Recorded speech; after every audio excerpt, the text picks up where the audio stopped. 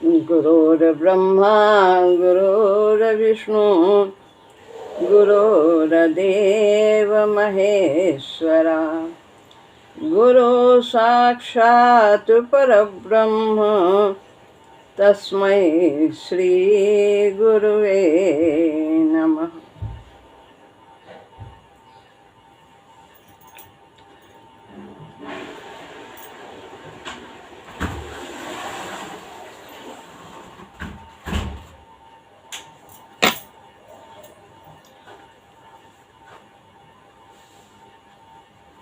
श्रीमद् भगवद गीता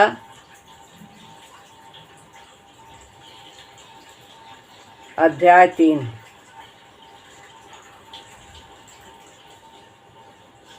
श्लोक है पहला।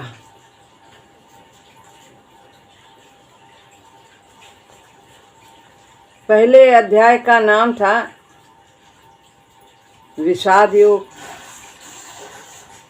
दूसरा जो अभी हम लोगों ने समाप्त किया वह सांख्य योग है, और तीसरा जो अब शुरू करने जा रहे हैं इस अध्याय का नाम है कर्म योग। दूसरे अध्याय का नाम सांख्य योग है और वही वास्तव में उसका प्रधान विषय भी है। उसमें आत्मा, अनात्मा, प्रकृति और पुरुष ये सब की चर्चा की है। तो यह जो स्थित प्रज्ञ के लक्षण भी बताए गए हैं वो भी सांख्य योगियों के अनुसार ही बताए गए हैं। मुख्य रूप से संयम के बारे में ही उसमें कहा गया है अपने विवेक के द्वारा। तो उसमें हमें कर्म योग की मानो भूमिका मात्र प्राप्त होती है। भगवान ने थोड़ी सी चर्चा की थी कि कर्मण्येवाधिकारस्ते मा फलेषु कदाचन, ये वाला श्लोक कहा। योगस्था कुरु कर्माणि संगम त्यक्त्वा, ये है ना, योगस्था कुरु कर्माणि संगम त्यक्त्वा धनंजय। तो ये सब और भी बताया कि फल के हेतु जो कार्य करते हैं, कर्म करते हैं, वे कृपण हैं। थोड़ी सी चर्चा कर्मयोग की भूमिका बनाई, थोड़ा सा इस पे भगवान ने कहा कर्म के बारे में। फल आशा से कर्म करने वालों की गति, कर्मयोग का मूल सूत्र और उसके अनुसरण का परिणाम वहाँ थोड़े शब्दों में वर्णन किया कुछ श्लोकों में।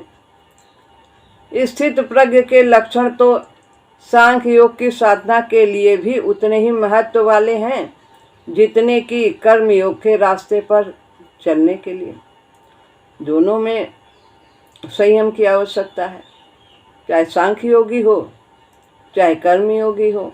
मनमानी किसी के लिए नहीं है। तो एक जो सांख्य योगी है वो अपने विवेक के द्वारा मन इंद्रियों का संयम करता है, कामनाओं का त्याग करता है। और जो भक्त है, कर्मयोगी है, कर्मयोगी निष्काम भाव से कर्म करता है और संसार के लिए करता है।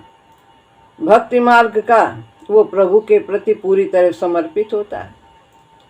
तो संयम उसका स्वतः ही होता चला जाता है, सब कुछ प्रभु से स्वीकार करता है। तो ये जो ज्ञान योग है और कर्म योग है ये लौकिक साधन है, और जो भक्ति मार्ग का है, भक्ति योग है, वो अलौकिक है। तो मुख्य रूप से संसार में दो ही साधन हैं, सांख्य योग और कर्म योग। इसकी भगवान आगे चर्चा करेंगे। तो भक्ति योग तो अलौकिक है, वो परमात्मा से प्रेम होने से ही स्वतः ही होता चला जाता। वर्तमान अध्याय कर्म के आधारभूत तत्वों का, कर्म के प्रति ऊंची निष्ठा के बनाने का, इस रास्ते की अड़चनों का विशद वर्णन करता है। दूसरे अध्याय में थोड़ी सी भूमिका कर्मयोग की भगवान ने कही थी, बांधी थी, लेकिन इसमें थोड़ा इसके बारे में विशद रूप से वर्णन किया गया है कि कर्म है क्या, कर्म के प्रति ऊंची निष्ठा कैसे बनानी चाहिए और इस रास्ते पर चलने वालों को क्या क्या दिक्कत आती हैं, क्या परेशानी होती है, उन सब का यहाँ विशद वर्णन किया है। अतः इसका नामकरण समुचित ही है। क्या है? कर्मयोग। इस अध्याय का नाम कर्मयोग है। नैष्कर्म की सिद्धि का वर्णन अभी आगे चलकर होगा। अब श्लोक है, पढ़ते हैं। अर्जुन उवाच ज्यायसि चेत कर्मणस्ते मता बुद्धिर्जनार्दन तत् किं कर्मणि घोरे मां नियोजयसि केशव। दूसरा श्लोक भी इसी के साथ है, लिया है गुरुदेव ने। व्यामिश्रेणैव वाक्येन बुद्धिं मोहयसीव मे तदेकं वद निश्चित्य येन श्रेयोऽहमाप्नुयाम्।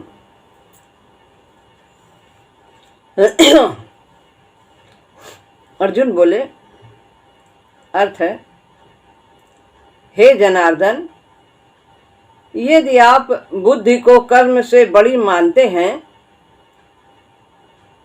तो मुझे घोर कर्म अर्थात युद्ध में हे केशव क्यों लगा रहे हैं?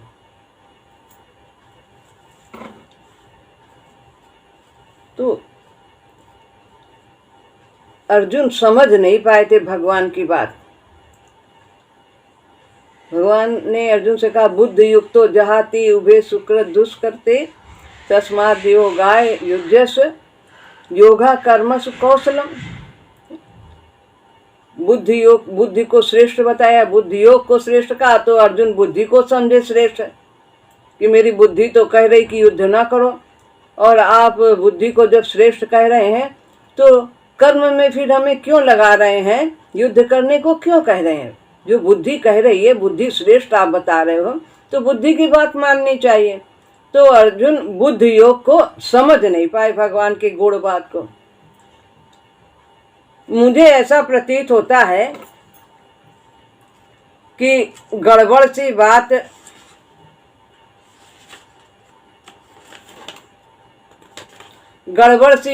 अर्जुन कह रहे हैं कि गड़बड़ सी बात कहकर आप मेरी बुद्धि को मोह में डाल रहे हैं। एक और कहते बुद्धि बड़ी है, श्रेष्ठ है, और दूसरी ओर कह रहे युद्ध करो। तो ये दो बातें अलग अलग हैं। तो ये मेरी समझ में नहीं आ रही है कि आप क्या कह रहे हैं। निश्चय पूर्वक एक ही बात कहिएगा जिससे मैं कल्याण को प्राप्त कर सकूं। फिर यहाँ कल्याण की बात आई। दूसरे अध्याय में 7वें श्लोक में भी कल्याण की बात कही है। ये नहीं कहा कि विजय हमें प्राप्त हो जाए, नहीं, कल्याण की बात। गीता किस लिए कही गई है? मानव मात्र के कल्याण के लिए कही गई, जीव के कल्याण के लिए कही गई।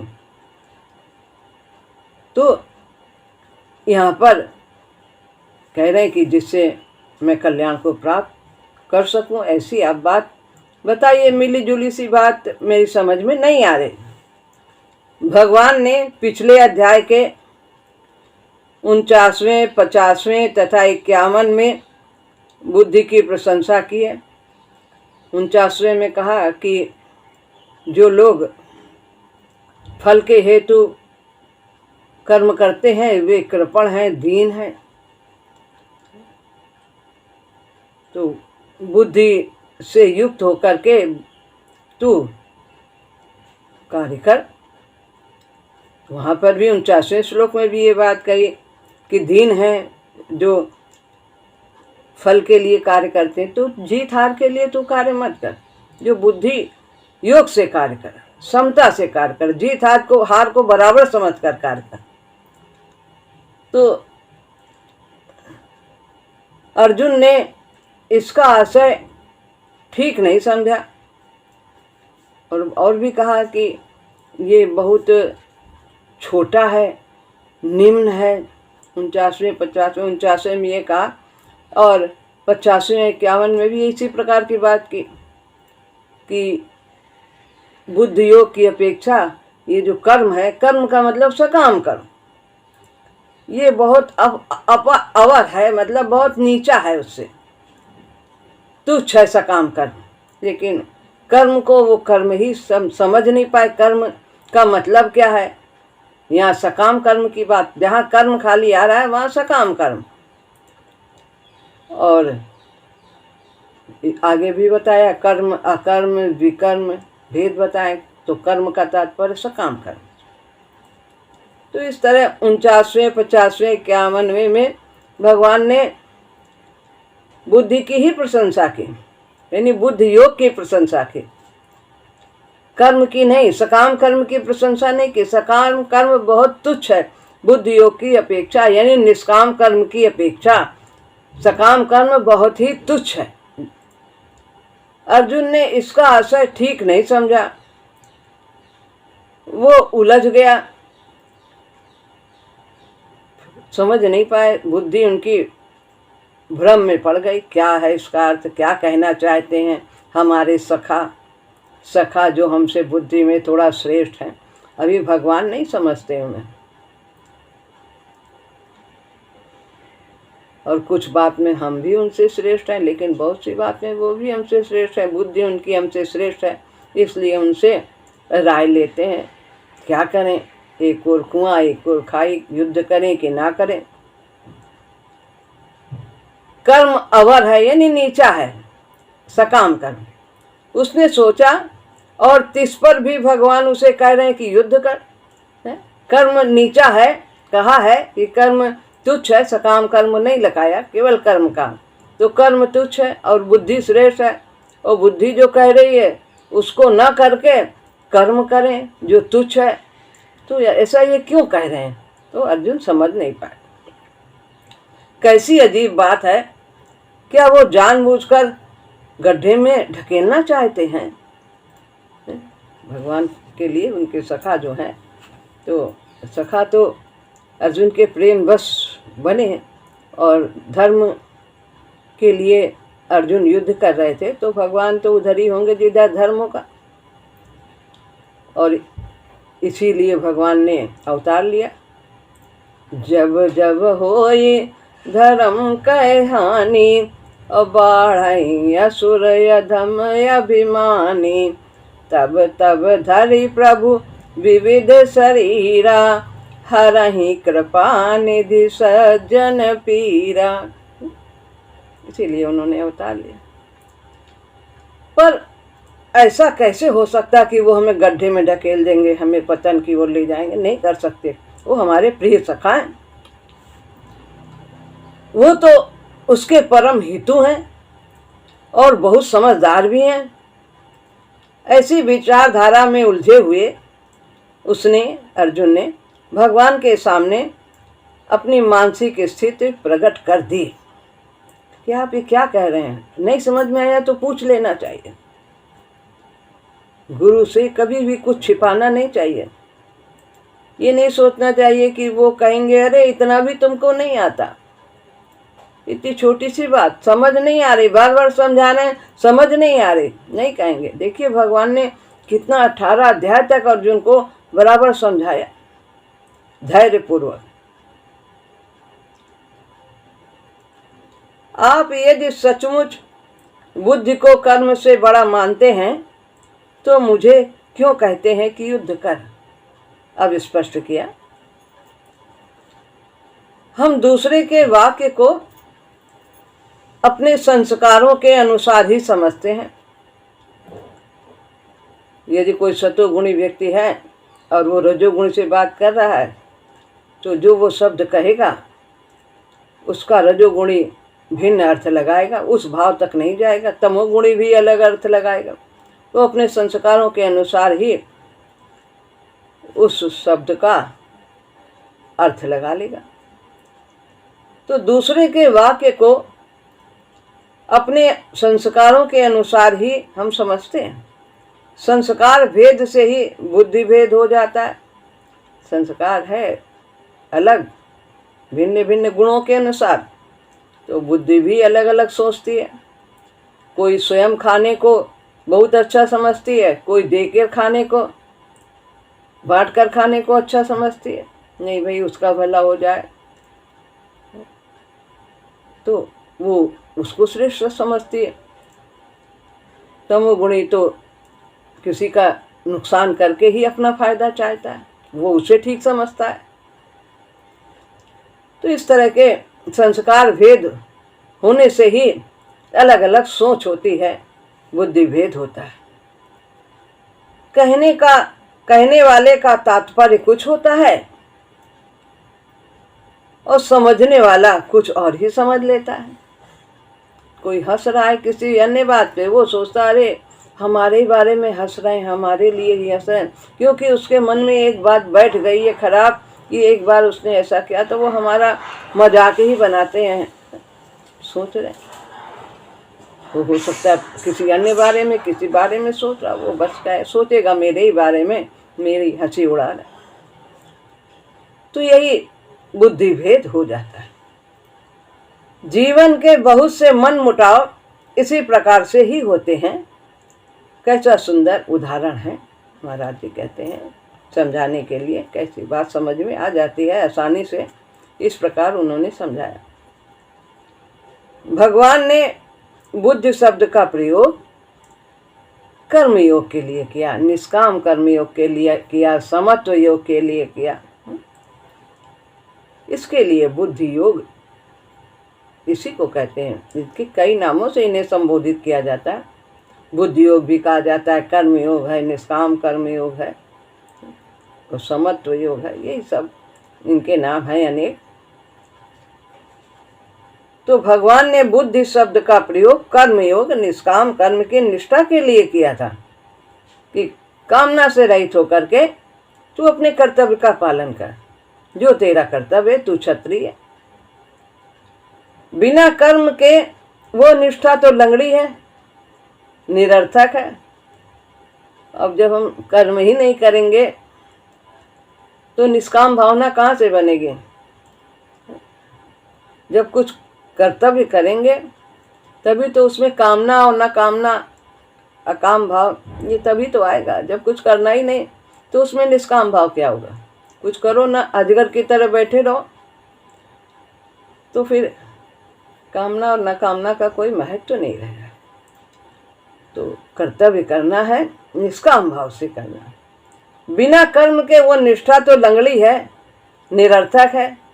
कर्म शब्द का प्रयोग दूसरे अध्याय के 49वें सकाम कर्म के अर्थ में किया था। यही कि जो है कर्म के लिए, जो फल के लिए कर्म करते हैं वे दीन हैं, कृपण हैं, ये ऐसा भगवान ने उसमें कहा था। और कर्म बहुत ही दूर है बुद्धि से, सकाम कर्म बहुत दूर है बुद्धि योग से, यानी जो है वो सकाम कर्म बहुत दूर है, बहुत उनमें अंतर है।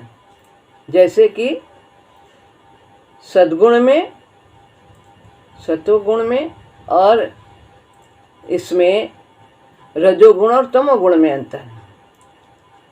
तो सत्वगुण से 10 गुना दूर,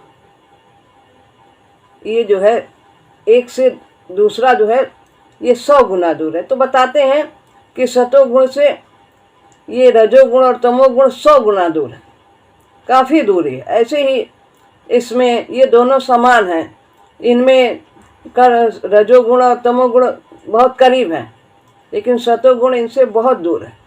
इसी तरह यह निष्काम कर्म और सकाम कर्म में बहुत अंतर है। कर्म शब्द का प्रयोग दूसरे अध्याय के 49वें सकाम कर्म के अर्थ में किया गया है। उन श्लोकों का विवेचन देखने से स्पष्ट हो जाएगा, जब उसको हम जैसा कि अभी बताया है तो वो बात स्पष्ट हो जाती है कि वो बहुत ही दूर है, बहुत ही नीचा है सकाम कर्म बुद्धि से। भगवान का प्रयोजन था समुचित निष्ठा को जागृत कर। समुचित निष्ठा यानी निष्काम भाव जागृत कर। सुख दुख समीकृत्वा लाभा लाभव जया जय ततो युद्धाय युञ्जस नैवं पापमवाप्स्यसि। सुख दुख हानि लाभ जय पराजय इन सब से ऊपर उठकर तो अपने कर्तव्य का पालन कर, कहीं पाप नहीं लगेगा। कामना को निकाल देने के लिए यह प्रेरणा मात्र थी। ऐसा भगवान ने कहा कि कर्म बहुत तुच्छ है बुद्धि की अपेक्षा। अब कर्म और बुद्धि दोनों का अंतर आपको स्पष्ट हो गया होगा कि भगवान थोड़े शब्दों में क्या कहना चाहते हैं। अर्जुन की दृष्टि में युद्ध घोर कर्म है। बहुत है, इसमें कितने लोग मरेंगे, हत्याएं होंगी, कितनी विधवाएं होंगी, बच्चे अनाथ होंगे, कितनी भयानक स्थिति होगी। अर्जुन की दृष्टि में युद्ध घोर कर्म है। देखा जा रहा है आजकल कैसा त्राही त्राही मची है यूक्रेन और रूस में। युद्ध का परिणाम तो भयंकर ही होता है, हर चीज का अभाव हो जाता है। उसकी घोरता की चर्चा उसने अपने विषाद के प्रकट करने में की ही थी। क्या कहा था, कितना 4 बातें बताई थी। स्त्रियां जो हैं पथ भ्रष्ट हो जाएंगी, वर्ण संकर संतान पैदा हो जाएगी, कुल सनातन धर्म नष्ट हो जाएगा। हम लोग जो जानते हैं सब धर्म के बारे में, तो हम जान करके भी हम पाप करने जा रहे हैं। ये सब बहुत, उनको इन सब बातों को सोचकर बहुत विषाद था अर्जुन को, और वो भगवान से उन्होंने कहा, अपनी बात रखी। लेकिन उससे बड़ा धर्म उन्हें निभाना है, वो है क्षत्रिय धर्म। धर्म वो भी है, लेकिन जब हमारे सामने बड़ा धर्म हो जाता है तो हमें कभी कभी छोटे धर्म को त्याग करके बड़े धर्म को अपनाना पड़ता है। दूसरा अध्याय अर्जुन ने कुछ समझा ही नहीं था, नहीं समझ पाए थे। इतना सब भगवान ने कहा, कर्म के बारे में 2-4 बातें कही। पूर्ण रूप से तो सांख्य योग की ही चर्चा थी, लेकिन फिर भी कर्म योग की उन्होंने पुट उसमें रखा था। दूसरा अध्याय अर्जुन ने कुछ समझा ही नहीं। ऐसा प्रतीत होता है वो दार्शनिक उलझनों के योग्य ही न था। इन ऊंची गूढ़ बातों को वो नहीं समझ पाए। वो कर्म के लिए एक निष्ठा चाहता था, जिस अवलंबन के मिलते ही वो रण क्षेत्र में कूद गया। वो निष्ठा भगवान से उसे प्राप्त हो गई। इतना समझाया, कैसे तू युद्ध कर, कैसे कर्तव्य का पालन कर। तो फिर वह योगस्था कुरु कर्म, यही कहा, योग में स्थित होकर, यानी योग क्या है, कर्म योग में स्थित होकर, निष्काम कर्म में स्थित होकर तू कर्तव्य का पालन कर। इसी को उन्होंने बताया। बीच बीच में भक्ति का भी पुट दिया है। जिस अवलंबन के मिलते ही रण क्षेत्र में कूद गया। नष्टो हम स्मृतिर्लब्धा तत्प्रसादान्य अच्युत स्थितोस्मि गति संदेहा करिष्ये वचनम तब। अब मैं आपकी आज्ञा का पालन करूंगा, मेरा मोह नष्ट हो गया, मेरे अंदर स्मृति जागृत हो गई, मैं कौन हूँ, संदेह मिट गया, सब कुछ। तो वो निष्ठा भगवान के द्वारा उसे प्राप्त हुई।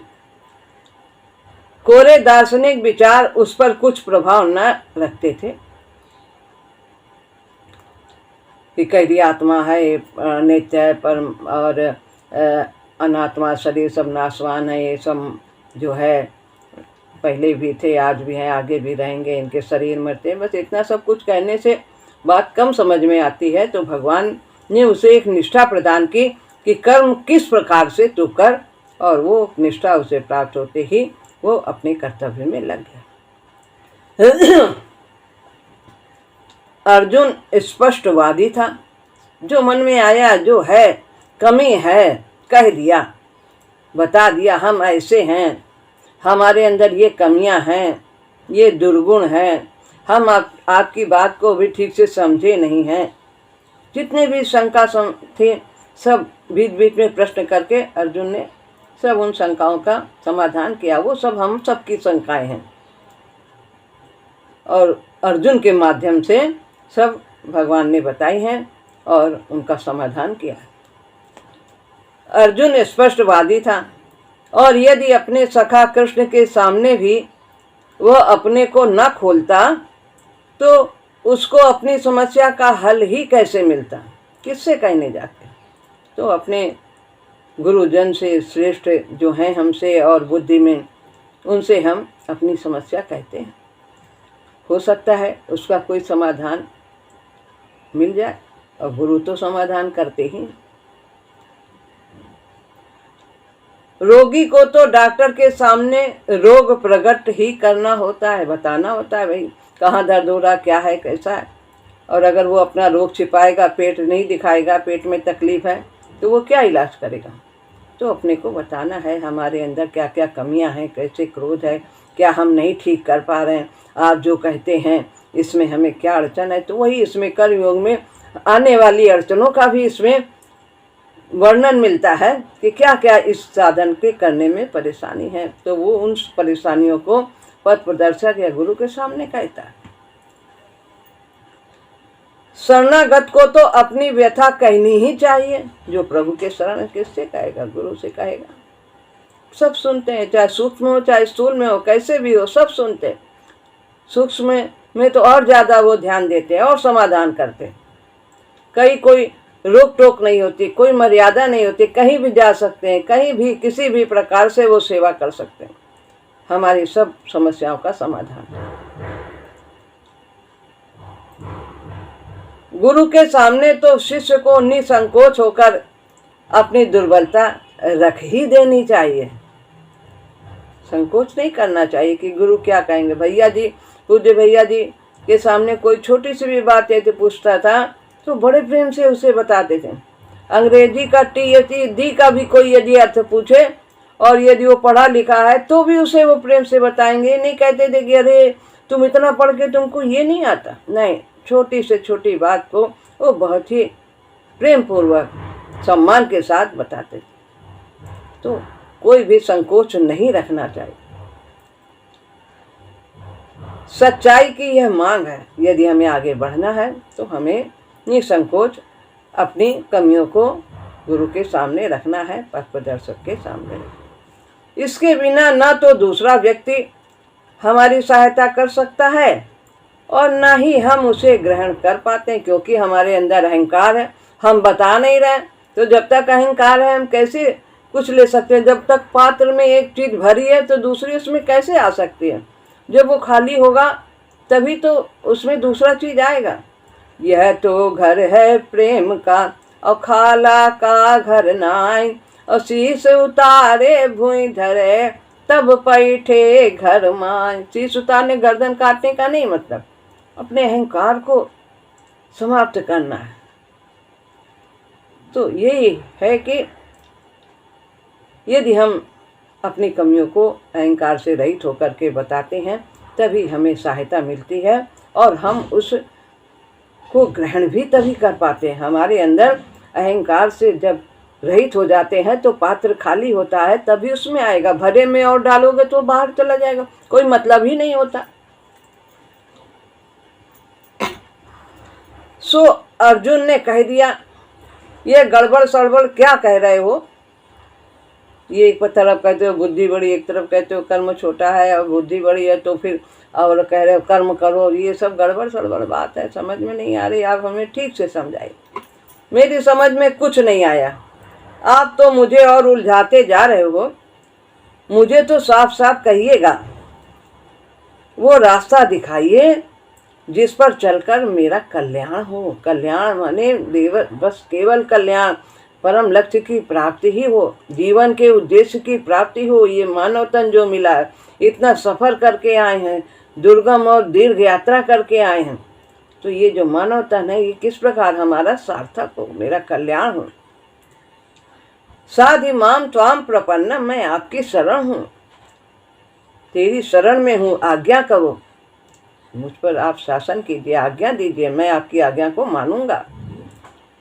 हाँ, आज्ञा मानने में कुछ अड़चनें आती हैं, कुछ शंकाएं आती हैं, वो फिर मैं आपसे प्रश्न करूँगा कि इसमें क्या किस प्रकार हम आपकी आज्ञा माने, ये परेशानी आ रही, क्या परेशानी, आप फिर उसका समाधान करेंगे। लेकिन मैं आपकी शरण में हूँ। हाँ, आज्ञा के साथ उसे निभाने की प्रेरणा और बल भी तो देना होगा आपको। तो गुरु भगवान शक्ति देते हैं, जो कहते हैं उसे करने का हमें बल भी देते हैं। उन्हीं के बल से हम कुछ कर पाते हैं, हमारा अपना कोई बल नहीं है। तो हमें सदैव प्रभु की शरण में रहना चाहिए और कोशिश करनी चाहिए कि हम उनके बताए हुए रास्ते पर चल सकें, उसे अध्ययन करें हम और उसे समझें और उस रास्ते पर चलें। क्या कह रहे हैं गुरुदेव भगवान, हमें अपने जीवन को कैसे बनाना है, कैसे कार्य करना है, ये सब हमें समझना है और करना है। श्री राम।